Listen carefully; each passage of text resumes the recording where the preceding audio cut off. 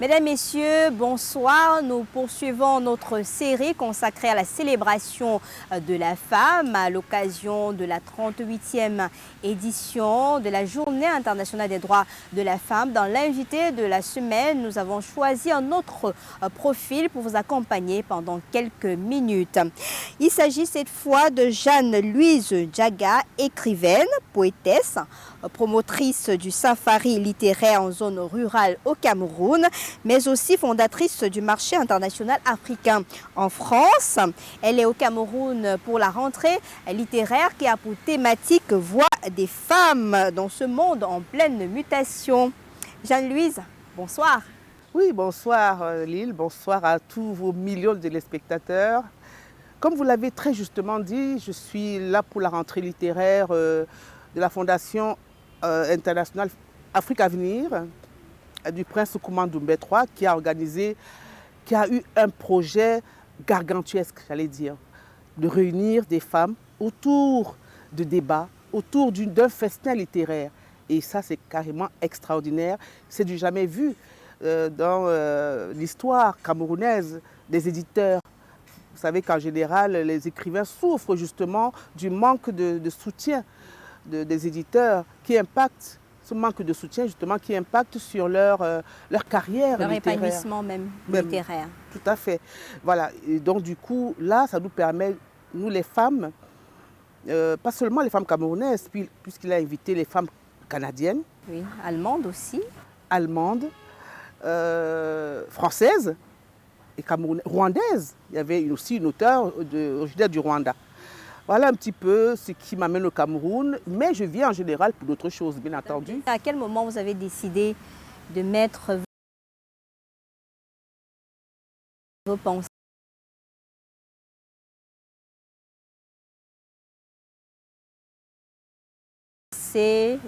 votre intérieur sur du papier?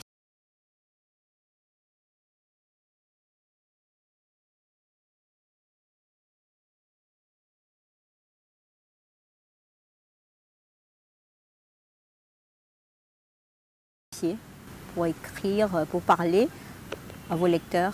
Dès ma plus tendre enfance, j'ai commencé à écrire et puis je l'ai matérialisé en 2007. Donc il y a quand même un long chemin qui s'est passé entre mon enfance, ma tendre enfance, où j'avais des émotions, où j'avais des idées. Ça a été aussi impulsé par mes parents. On a beau dire, hein, vous savez que quand vous naissez et que vous trouvez à la maison des livres, forcément vous les lisez, forcément vous les appropriez et puis vous en faites corps, vous faites corps avec les livres. Et puis après, il y a l'école. On a eu des professeurs extraordinaires. Après, il y a les camarades de classe, avec les fameux cahiers de souvenirs. Au chevet du lit, hein, chacun racontait son histoire de la journée entre copines, sa vie, ses moments particuliers. On avait même une page dédiée. Chaque élève avait une page dédiée. On voulait l'embellir, cette page, on mettait de la poésie, c'était magnifique. Et comme ça, c'est tout ça, cet environnement-là qui a impulsé votre mon passion envie d'écrire. Et aujourd'hui, en tant que femme, est-ce que vous pensez que vos écritures ont de l'impact direct sur la femme à travers les thématiques que vous abordez? Certainement, puisque je fais également des chroniques sur Facebook. Les réseaux sociaux aujourd'hui, on aura beau les décrier, les réseaux sociaux, c'est aussi une manière de pouvoir s'exprimer. Chacun en fait ce qu'il veut après. On peut critiquer les réseaux sociaux, mais pour ma part... Il y a d'autres meilleures exploitations de ces réseaux. Absolument. J'y suis pour le travail, mes chroniques, c'est le travail. Donc, visiblement, oui, il y a un impact sur les femmes, mais lorsque nous organisons des événements comme la rentrée littéraire, j'ai eu 0 ami Facebook. J'en ai plus de 5000. Alors, qu'est-ce que c'est à dire? Alors, sur Facebook, on est content de nous voir publier, les commentaires vont bon train, mais dès qu'on organise quelque chose de visu, où on peut rencontrer l'auteur qu'on apprécie sur les réseaux sociaux, personne ne vient. Donc, pour moi, tout reste virtuel. Maintenant, c'est vrai que les gens commandent des bouquins par Internet, mais ça reste toujours un complément de revenus. Et les femmes, pour l'instant, à mon sens, ne se sont pas encore appropriées justement les livres et la lecture. Est-ce parce que les thématiques abordées ne touchent véritablement par les femmes. C'est l'occasion pour moi de vous demander, depuis que vous écrivez, quels sont les sujets qui concernent principalement les femmes au point où elles se sentent interpellées. Parce que parfois on écrit des livres, mais la femme se dit « je ne me sens pas, ce sujet ne me parle pas particulièrement de ma vie, de mon épanouissement, de comment je peux faire pour m'affirmer. » Alors pourquoi segmenter son esprit? Nous, on dévorait tout. On lisait aussi bien Cheikh Anta Diop que Amadou Hampâté-Bâ. Nous lisions aussi bien François Sagan, Roger Martin Dugard, que Ferdinand Oyono, et même les Kwaku, les Zimbla à l'époque. Je vous parle des années... Harlequin pour les femmes, on lisait tout. On lisait tout. Voilà, donc on n'a pas besoin de segmenter son esprit, de se mettre des cases justement dans sa tête pour dire non, moi j'aime pas ça, moi j'aime tout. J'aime tout, je veux savoir, je veux découvrir tout. Maintenant, je vais choisir, j'aurai la liberté de choix, de dire voilà, ça m'intéresse. Aujourd'hui, par exemple, j'écris beaucoup sur la diaspora. Étant moi-même issu de la diaspora, je prône ce retour de la diaspora parce que j'ai un mentor qui s'appelle Marcus Garvey, qui est jamaïcain, qui disait justement dans les scènes d'écriture, ce qui se justifie aujourd'hui, que l'avenir du nègre hors de l'Afrique n'est que ruine et désastre. Et je suis en train d'expérimenter cela et je vois qu'on est mieux que dans son pays d'origine. D'accord. Aujourd'hui, on est dans un pays ou bien dans un monde en pleine mutation. Est-ce que lors de votre parcours, vous imaginez que votre plume a un impact sur cet environnement en pleine mutation, surtout pour l'environnement féminin, si on veut s'y conscrire un peu? Oui, d'ailleurs, à la Fondation Afrique Avenir, dans le cadre de cette rentrée littéraire, je vous ai dit tout à l'heure, il y avait des auteurs du monde entier, des femmes, Yvette Revelin de la France, Martine Jacot du Canada, nous avions Karine Oyono qui vient de Yaoundé. On a eu Nicole Imbari qui est venue de Rwanda. Malheureusement, ces grands noms-là, pour des personnes qui savent exactement c'est quoi la valeur d'avoir toutes ces personnes réunies, s'intéressent, mais on se rend compte que ça passe pratiquement inaperçu. Ça passe pratiquement inaperçu. Est-ce à dire que les thématiques, les sujets touchés par ces femmes-là, les femmes personnellement ne se sentent pas concernées? Dans les programmes scolaires, dans les interventions, dans l'environnement même sociopolitique camerounais, rien n'est fait pour que la jeune fille, les femmes s'intéressent en fait à la littérature. Il y a plus de bars au mètre carré que de bibliothèques, les centres de loisirs, des centres, les maisons de jeunes et de la culture. Voilà, on devrait trouver toutes ces structures-là à chaque coin de rue, sinon à chaque quartier. Or, non. Donc, il y a aussi une volonté politique. Vous savez qu'outre ailleurs, on célèbre les femmes qui ont écrit. Juste une anecdote. Moi, j'étais manager dans une société américaine en France et je travaillais normalement, je présentais mes reportings à mon directeur général. Et bon, ça passait un peu inaperçu. Et c'est le jour où il a su que j'étais écrivaine, mais il a commencé à m'embrasser tous les matins quand il arrivait. Vous vous rendez compte de l'impact que l'écriture a ailleurs, alors qu'ici, on nous respecte aussi ici. Mais comme ça ne nourrit pas son homme, on va vous demander, vous écrivez, ça donne l'argent. Vous racontez même quoi? L'écrivain est la seule personne, le seul artiste. C'est un artiste. C'est un artiste. Qui joue avec les mots. Tout à fait. C'est le seul artiste à qui on demande encore, on pose 1 million de questions. Ton livre parle de quoi? Tu as commencé à écrire quand? Très bien. Mais quand vous achetez une chanson, un disque, ou bien quand vous voyez un sculpteur, est-ce que vous lui posez les mêmes questions? On doit toujours se justifier. Et on est les moins bien lotis. Dans tous les domaines, de toutes les façons, il y a toujours pénurie des femmes dans tous les domaines de la vie, même en politique, vous voyez, au Cameroun par exemple. Bien sûr, il y a eu des Delphine Changa, il y a eu des femmes ministres et tout, des femmes écrivains, des grandes dames qui ont écrit des livres, qui sont restées. Mais il faut commencer à impacter les femmes à l'école. D'abord à la maison. Bien entendu, tout se joue entre 0 et 3 ans, 2 ans, quand l'enfant est encore à la maison. Il faut bien sûr une éducation à la maison. L'école donne l'instruction, mais l'éducation, c'est à la maison.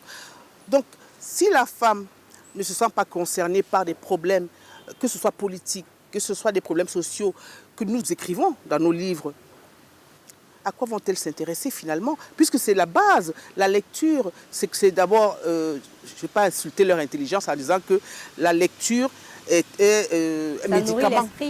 C'est même un médicament, voilà.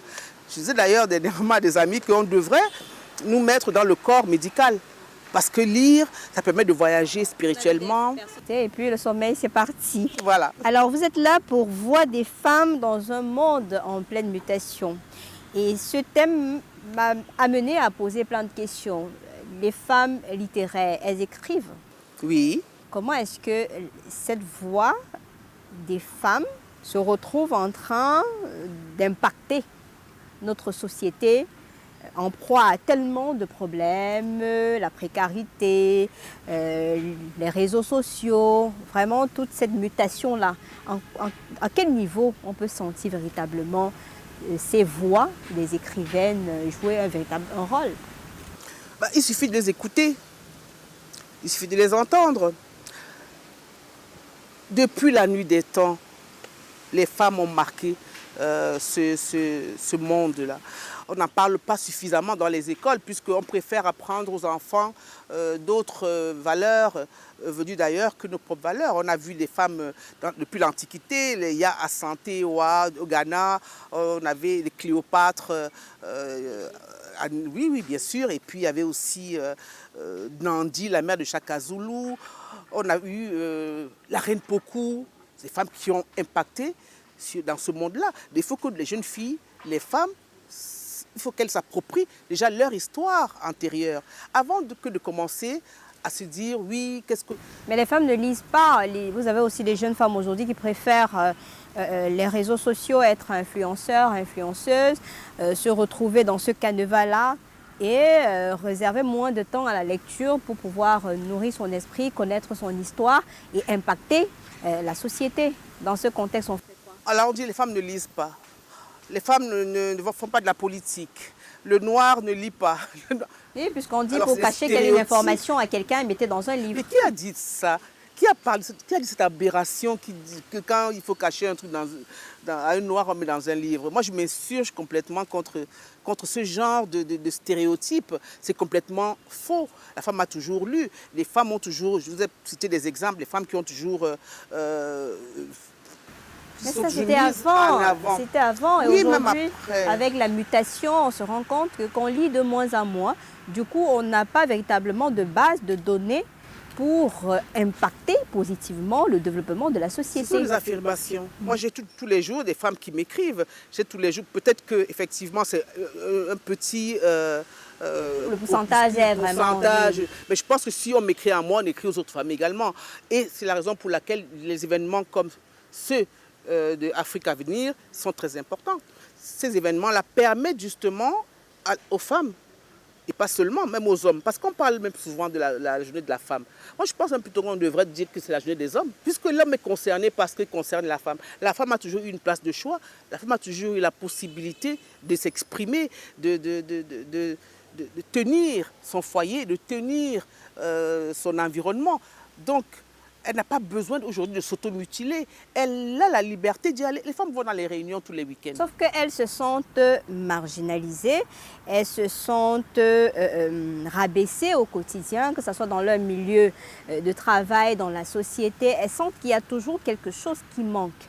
À ce moment précis, vous qui avez la plume, est-ce qu'il n'est pas temps de trouver une autre stratégie, d'autres astuces pour amener la femme à comprendre véritablement qu'elle doit se surpasser pour pouvoir changer quelque chose. D'abord, je vous demanderai aussi à vous les journalistes qui avez un rôle très important. Je regarde souvent vos émissions. Il y a souvent beaucoup plus d'hommes que de femmes. Parce que les femmes refusent de se mettre au devant de la scène. Moi, je tiens une émission de débat. Voilà. Que je regarde régulièrement. Femmes, merci. J'appelle 3 femmes. Je dis que non, tu sais, vraiment le sujet là, je ne peux pas en parler. Tu sais, si on me voit trop, ça va me poser des problèmes. Tu sais. Donc finalement, vous vous retrouvez en train de faire en 1 mois, 2 mois, 3 mois des plateaux avec à peine 1 ou 2 femmes. Donc la question que vous me posez, vous voyez que vous aussi, vous la posez. Et vous avez des femmes qui refusent de venir aux émissions politiques parce qu'elles n'osent pas, elles ne veulent pas se lancer. Donc nous sommes tous concernés, pas que les écrivains. Mais comment, avec votre BIC, vous pouvez changer cela? De la même manière que vous, que nous les femmes, nous pouvons nous réunir aujourd'hui, vous et moi, et parler de cette problématique-là. Parce que nous, on n'a pas la science infuse, les écrivains. On n'est pas seuls à gérer le mindset des femmes. Nous sommes tous dans un même combat, tous dans une même optique, c'est de fédérer des femmes. Que ce soit dans vos émissions, que nous, dans nos interventions publiques, nous avons besoin d'avoir des femmes. Donc, c'est un travail que nous devons faire ensemble.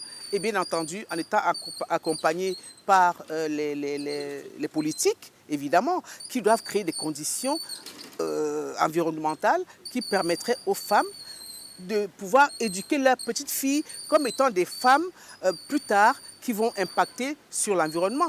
Regardez, je vous dis qu'ailleurs, l'Afrique est un continent merveilleux. Je veux dire que les femmes ont toujours été mises à l'honneur. Pourquoi aujourd'hui elles se mettent à l'écart? On dit souvent derrière chaque homme se cache une femme. Je dis non, c'est à côté. C'est à côté de chaque... Et regardez comment les femmes élèvent leurs garçons. En élevant leurs garçons, rien que nous, les femmes Sawa, les petits noms qu'on leur donne, petit papa, chou babi, chou bébé, chouchou. On crée comme ça des enfants, des garçons rois. C'est vrai, c'est très amusant. Quand le garçon sort de la maison, quand il rentre, la maman demande aux filles, vous avez gardé pour papa Chou, c'est mon mari, hein. La femme, souvent elle dit c'est mon mari. Elle dit que la femme, la mère, sacralise son fils. Je pense que c'est déjà là le problème, qu'il faut le prendre dans ce sens-là.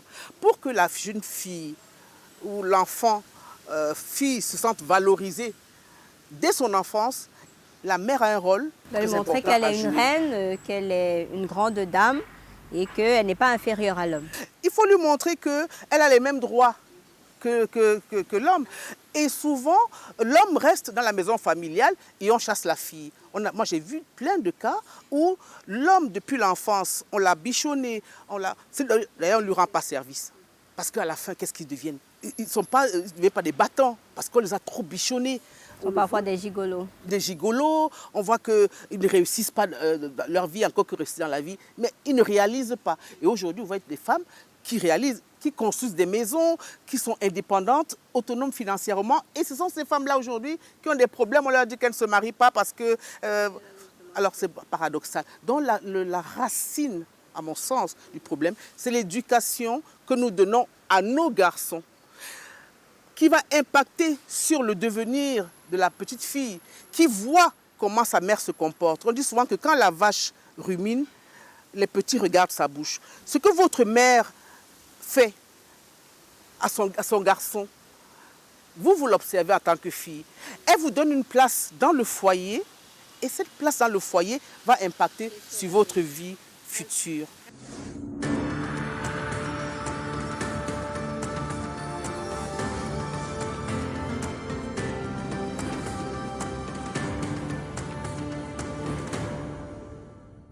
Alors Jeanne-Louise, lorsque j'ai annoncé que j'allais vous recevoir, il y a des personnes qui m'ont dit, il faudrait vous poser la question aujourd'hui. Les femmes écrivent de plus en plus sur l'amour, sur les histoires de copains-copines, sur des blessures. Pourquoi ne pas ouvrir aux sujets tabous qui détruisent les femmes au quotidien? Vous avez des femmes qui subissent énormément de problèmes, de violences, de harcèlement, de problèmes de sexualité, de problèmes de ménopause, de stérilité, autant de problèmes comme ça qui freinent leur épanouissement, mais que dans les écritures, le choix des thématiques, le choix des mots, on n'a pas véritablement, on ne ressent pas ça. Parce qu'on est dans une société qui est inquisitrice. C'est-à-dire que si vous écrivez, par exemple, dans mon cas, quand j'écris, je mets je m'implique. On pense que c'est moi, parce que j'ai mis je. Mais dans ce jeu-là, il y a mon alter ego, c'est vous. Il y a... c'est moi, c'est vous, c'est lui. C'est nous. Dans ce jeu que je mets là, il y a tout. Mais en même temps, il n'y a pas moi seulement. Donc il y a toute la société qui me regarde. Mais on m'interroge, c'est toi qui as été, c'est toi qui as été. Donc tout dépend de comment est-ce que les personnes perçoivent cette problématique-là. Les gens sont prêts à aller témoigner à l'église, hein, à se rouler par terre en pleurant sur leur chagrin, association, mais n'osent pas venir à la télé dire que voilà, quand j'étais petite, j'ai été violée, harcelée, j'ai subi des attouchements sexuels, l'inceste. Si vous allez à la télé dire ça, au quartier qui va encore vous parler, on va vous regarder avec un air bizarre, vous allez être pestiféré parce que vous avez subi ces violences-là. Regardez au quartier, quand un homme frappe une femme, les voisins accourent. Mais le seul fait de dire « mais c'est ma femme », tout le monde s'en va. C'est-à-dire ça valide cette notion de possession. Et rien que parce que c'est votre femme, les gens s'en vont parce qu'ils se disent que vous avez le droit de taper sur votre femme. C'est votre problème. Donc, on veut bien l'écrire, mais si vous ne lisez pas, nous voulons bien le mettre sur un lit de feuilles blanches, mais si vous ne lisez pas, commençons alors à faire des conférences. Venez intervenir, venez nous écouter, venez nous entendre, venez partager vos opinions. Et puis, nous pourrons, à partir de vos opinions, les coucher sur un lit. Je voulais dire qu'en Afrique, les femmes comme Rose Rugombe au Gabon, Joyce Banda au Malawi, on a eu des femmes comme Hélène Johnson Sirleaf au Libéria, Catherine Samba Panza en Centrafrique. Vous vous rendez compte? C'est-à-dire que la femme africaine, c'est par rapport à l'Europe, à l'Occident, vous vous rendez compte, a toujours été placée très haut. Hein? Et bien, d'où vient cette idée aujourd'hui que la femme africaine est une femme soumise qui ne sait pas se prendre en main? Dans une société patriarcale où on met d'abord l'homme au devant de la scène et puis on dit par exemple, oui, les ministères, par exemple, promotion de la femme, on met une femme, les ministères entre guillemets insignifiants, c'est là où on dit bon, la femme peut aller là-bas en gérant ses bobos de maternité, ses bobos de santé, ses bobos de ci et tout, elle peut gérer ce volet-là. Mais si on la met Premier ministre, si on la met président du Sénat, chef de l'État, ça sera un peu complexe. Je parle de notre contexte actuel. Du Cameroun, puisque je vous ai Oui, je parle du Cameroun. Voilà. Oui, je parle du Cameroun. Parce qu'il y a une galaxie quand même, le Cameroun, une planète. Hein. Aujourd'hui, on parle être Camerounais est un don, est un métier. Je vous ai cité des femmes outre-ailleurs, enfin, en Afrique. Mais pourquoi, qu'est-ce qui coince à notre niveau? Qui ont accédé à la magistrature suprême. C'est une étude sociologique à faire. Il y a des sociologues à l'université qui doivent comprendre, qui doivent faire ce travail-là. Il faut aussi peut-être que les femmes comprennent qu'elles ne sont pas des sous-êtres. Parce que vous avez des femmes qui acceptent de rester dans leur zone de confort, qui vous disent que je préfère ma place ici et je ne bouge pas. Mais comment booster donc ces femmes? Je ne sais pas si c'est une piqûre de réveil, conscientiser ces femmes-là à partir de cet instant, de dire votre voix compte dans ce changement de notre univers. On est seul à être soi, finalement. Il y a beaucoup de femmes qui veulent sortir de ce carcan-là. Ce carcan, de plus être sclérosé ou miné, mais tout dépend de l'enfance. Voilà, je ne veux pas être, je suis pas non plus une adepte de Freud, hein, mais on sait très bien que depuis tout se joue quand on est petit, comment on a été éduqué, comment on a été élevé. Et il y a la société aussi, hein. On peut être élevé, mais il y a quand même la société la société nous transforme. Elle nous transforme, mais on a d'abord les fondamentaux. Si vous avez appris à votre enfant dès l'enfance à respecter, à se respecter et à respecter l'autre, je pense que ça reste toujours. Donc, si le prince Kouma Doumbé III organise ce genre d'événement et que vous voyez que la plupart des personnes, des femmes, ne viennent pas, alors tous les week-ends, elles sont dans des réunions. Elles ne me diront pas que c'est à cause des hommes qu'elles ne sont pas venues. Elles vont dans des réunions aujourd'hui. Un homme ne peut pas interdire à une femme d'aller à sa réunion. Elle n'accepterait même pas. Donc quand ça les arrange, C'est là où je dis que les femmes doivent savoir aussi où sont leurs priorités. Quand ça les arrange, elles vont dans des réunions, mais elles vont à l'église. Donc, qui empêche les femmes de venir à des conférences? Personne. Mais chacun a sa priorité. Et détrompez-vous, hein, de plus en plus de femmes aujourd'hui sont impliquées. Et je veux dire que dans ces générations, notre génération va passer, mais nous avons éduqué nos enfants qui vont arriver pour que nos enfants, justement, nos filles, soient des femmes de tête, on va dire. Les filles aujourd'hui veulent rapidement avoir des grosses voitures, des grosses maisons. Parce qu'on va vous dire, j'ai suivi une influenceuse sur sa page Facebook. Elle a présenté des marques de tels produits, de tels trucs, et puis ça va. Du coup, vous avez des enfants qui se retrouvent déroutés par les réseaux sociaux. Comme je vous ai dit, comment éduquez-vous votre fille? Si à la maison, vous lui apprenez la valeur des choses, la valeur du travail bien fait, la valeur de la réflexion. Si le soir, votre enfant, vous vous asseyez avec votre enfant, on éteint la télé déjà, et les novellas, s'il vous plaît, pardonnez-moi, ça c'est une horreur pour moi. Hein. Bon, maintenant chacun voit midi à sa porte. Hein. Vous prenez un livre, vous lisez avec votre enfant, vous jouez au ludo, tous les jeux qu'il y a. Vous construisez votre petite fille, vous la construisez sur la valeur des choses. Quand vous faites de la cuisine, vous l'appelez. On peut imposer à l'enfant de lire un bouquin par mois, au point de faire le résumé peut-être chaque fin de mois. On n'impose même pas à l'enfant, vous le faites avec lui quand il est petit. Vous allez avec lui à la bibliothèque, s'il y en a, évidemment. Ou alors vous allez chercher des bouquins à la bibliothèque. On n'impose pas. Mais un enfant, quand il est encore petit, il est malléable. Donc les jeunes filles qui, plus tard, vont plutôt vers la vie facile, c'est parce que peut-être dès leur enfance, elles n'ont pas eu la vie dont elles voulaient. Elles n'ont pas rêvé à cette vie-là, où elles voyaient de loin peut-être les copines qu'il avait. Elles n'avaient pas cela, parce que voilà, les conditions dans lesquelles elles vivaient étaient très précaires. Et forcément, c'est une vengeance sur la vie. Or, on n'a pas besoin de se venger sur la vie. On a sa propre vie à mener. On doit regarder où sont les priorités et évidemment les mettre en avant. Il y a eu le défilé le 8 mars, il y a eu des réjouissances, il y a eu le Kaba, il y a eu tout ce qu'il y a eu autour de cette célébration. Du coup, ça absorbe un peu les conférences, les rentrées littéraires, les débats pour amener la femme véritablement à libérer la parole et dire « ma voix compte ».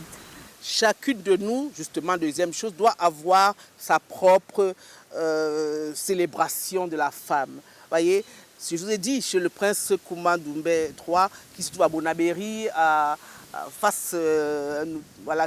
Oui, Afrique à venir, tout le monde connaît. Oui, tout le monde connaît. Oui, j'espère que tout le monde connaît. Voilà, où c'est magnifique avec la bibliothèque Cheikh Anta Diop. Il y a eu des femmes là-bas, justement. Il y a eu Elisabeth Mundo, il y a eu Marlise Douala Bell, Daniel Eyango. On a eu également une autrice, oui, Bamoun, là, Viviane Molu-Péjou. Oh, je vais toutes les citer, j'étais là-bas aussi. Nicole Ngabari, qui est du Rwanda. Toutes ces femmes-là, justement, sont des femmes qui n'ont pas cherché la facilité. Il faut arrêter. Deuxième chose, donc deuxième, ne pas chercher la facilité. Aimer l'adversité. C'est ça. Parce que si ta vie est facile, si ta vie est facile, ben, ta vie sera difficile.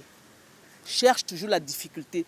Le chemin le plus difficile, c'est celui qui mène, j'allais dire au paradis, mais notre paradis personnel. D'accord. C'est sur ces belles paroles qu'on va vous dire merci d'avoir accepté l'invitation de Canal 2 International, surtout de l'invité de la semaine. Et on espère que le combat va se poursuivre pour que demain, au poste de Premier ministre, on commence par là d'abord, qu'on ait une femme et que les écrivaines, de par leur plume, continuent à influencer le développement de notre pays et que les femmes puissent lire également parce qu'il y a du trésor. Il y a le trésor dans la lecture. Jean-Louise Diaga, écrivaine, poétesse, merci d'avoir accepté notre invitation. On aura le plaisir de vous retrouver sur d'autres sphères, sur d'autres champs. Certainement. Si vous m'invitez justement dans des émissions politiques, je ne dirai pas non. Mesdames, Messieurs, ça a été un plaisir d'être des vôtres pour cette autre édition qui met en lumière le potentiel des femmes. Ce sera comme ça jusqu'à la fin du mois de mars, notre manière à nous de célébrer la femme en dehors du cabas et du défilé que nous ne condamnons pas. Ça reste son côté festif. On se donne rendez-vous la semaine prochaine avec un autre invité et une autre thématique. Bonsoir.